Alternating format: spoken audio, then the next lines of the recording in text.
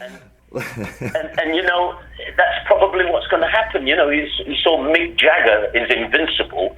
He goes and has a heart transplant, whatever he did, and a week later you see him dancing like a 15-year-old brother in a dance class. Yeah, I saw that video. I mean, rehearsing for his tour. Yeah, but it circles back to two things. It circles back to what you said before, is that I think you have to love it as a hobby and a passion, which shows the longevity of the career, but also to that point that like you couldn't imagine doing anything else because everybody who made it from my period. See, I don't know about other periods because I wasn't participating in the other periods, but from my period, everybody was an enthusiast. Yeah. You know, you either had a stamp book or you went out with the lads looking at girls in a pub, or you were in a band, and everybody who was in a band had a phenomenal record collection. Everybody, when you hear these stories about when Mick Jagger meets Keith Richards, there's always a record. Yeah. There's always a record. And everybody, you know, the Searchers, I used to see the Searchers a lot, and the Big Three, and the Undertakers, and the Escorts, all those bands in Liverpool, their set list was all from their record collection. How would you learn a song if you didn't buy the record or didn't find the record? We were lucky. We got Ernie K. Doe, Mother-in-Law. We don't know how we even got the record. It wasn't in the charts in England. Someone had it, so we did it, and we did it in a set. My sister had a Bobby Rydell record. Yeah. You know, all romantic stuff, and on the B-side was this song called I'll Never Dance Again. And me and Keith Hopwood heard it, and we said, we could do that song. We could sort of do it more like a, you know, not so much 50s American, but more like a 60s kind of, you know, pop song. Yeah. And so that's how it was. Everybody, I got in what was my original band they only asked me to be in the band because of my record collection. I knew more about, they said, our singer didn't show up, do you know any of these songs? And they showed me like what would be now called a set list, but it was actually just a list of the songs that they knew with no order necessarily. I knew every one of those songs. Every one of the songs I knew. And when you're young like that, you sing along with records until you know them. Yep. I knew all their songs. I knew all the words. And I get up on stage and I go, shit, this is fun. Look, people paying attention to me. And then what happens is I went to see all the other bands and I realized that they were, like if you saw the Beatles at the beginning, guess what? They were entertainers. Yeah. They weren't just great musicians. They were really charming and fun and laughed with each other. And I saw that they played in a field near my grandmother's. August the 7th, 1963. Complete game changer for me. I go, they know what they're doing. They're like Dick Van Dyke of pop music. Yeah. True that. They were enjoying each other. And you know that didn't last for long, but the day I saw them, you could see that they were really loving the songs that they were playing. And I don't think they had any of their songs then. Yeah. I think they had Please Please Me and Love Me Do. Yeah. And they were enjoying each other. They were enjoying each other. Well, and that's the thing is that parlays into, you know, your career. I mean, I would also surmise about the notion that, you know, that was a game changer for so many folks, including yourself, about the idea that,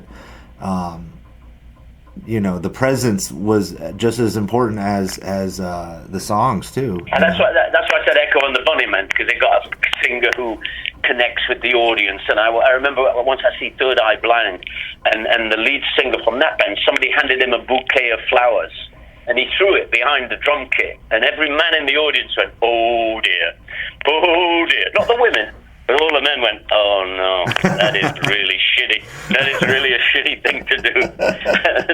But you know, the Beatles, faultless. The Beatles never made a mistake. John Lennon made a mistake talking to Maureen, who was not really a fan of the Beatles, and like trying to be intellectual. And then, bit by bit, the Beatles decided that they should try to impress other musicians, which is the end of every game.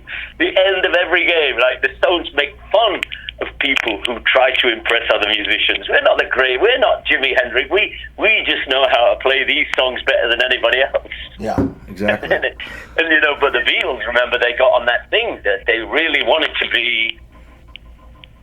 They wanted other musicians to say, "Oh my God," and we were already saying that, but that's not the way to go. Yeah, exactly. Keep playing, and everybody.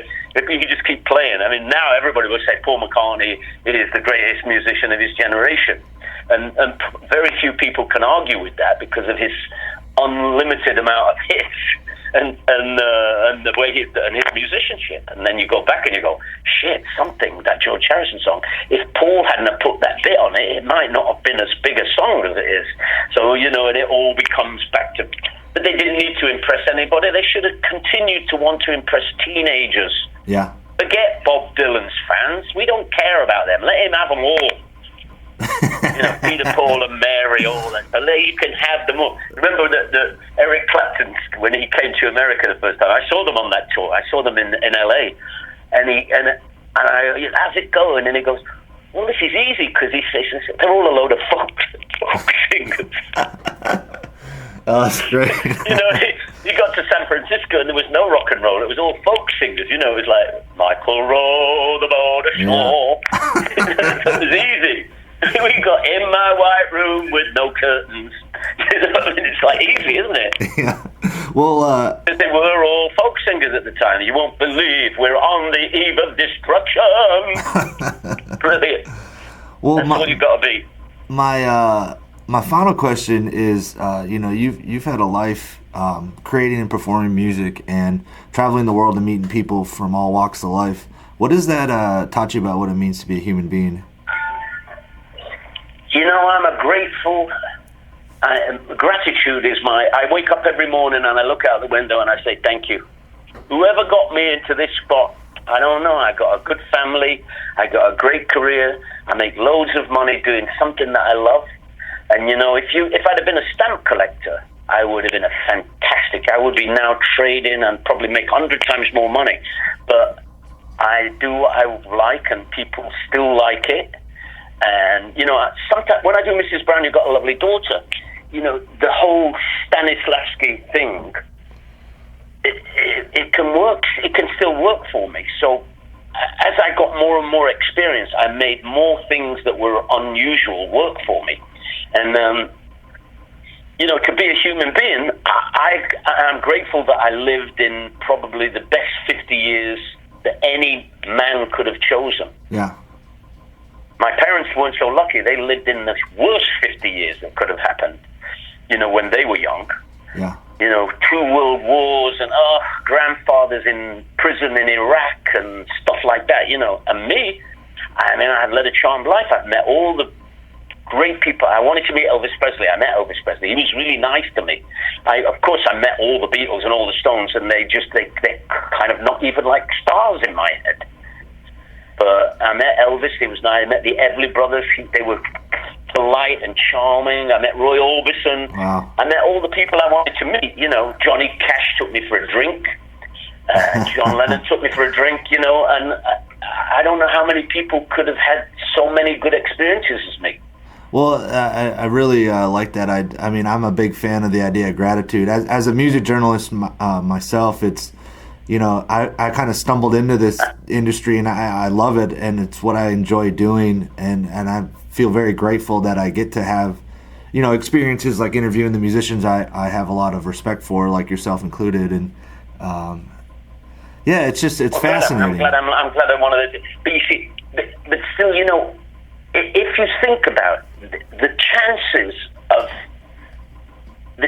of me, first of all, getting my hands on I'm Into Something Good and getting it released and it got in the charts and it turned Herman's Hermits from £30 a night to £300 a night. And then the next stage was we got a hit in America and we went from £300 a night to £25,000 a night. But we still did the £30 gigs that we owed to the cavern because the Beatles had. And we copied the Beatles. They'd say, you want to do, we got $1 million for a Coca-Cola advert. And when the Beatles said that, when somebody offered that deal to the Beatles, they said, has Elvis done it? We came along and they said, we got $1 million for a Coca-Cola advert, we'd say, have the Beatles done it? We compared ourselves to the Beatles. So the chances of me having a career that was more than one record and then going back to college, I cheated actually. I was at Manchester. I was at the College of Music, but going back to school, well, hundreds and hundreds of millions to one in that period because everybody else was really, really more talented than we were. They were, talent is something that I acquired along the way. I think I was crap, but when I look at the things at the cavern, we were better than I thought we were. Yeah.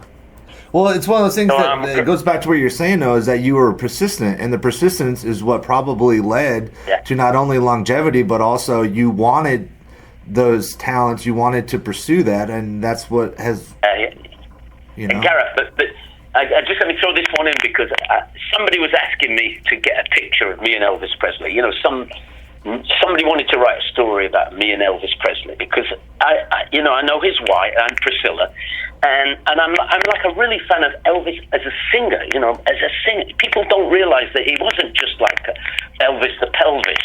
Yeah. Like Tom Jones, that got in the way of a much better career as a singer. He was a great singer. He had 5 different voices, right?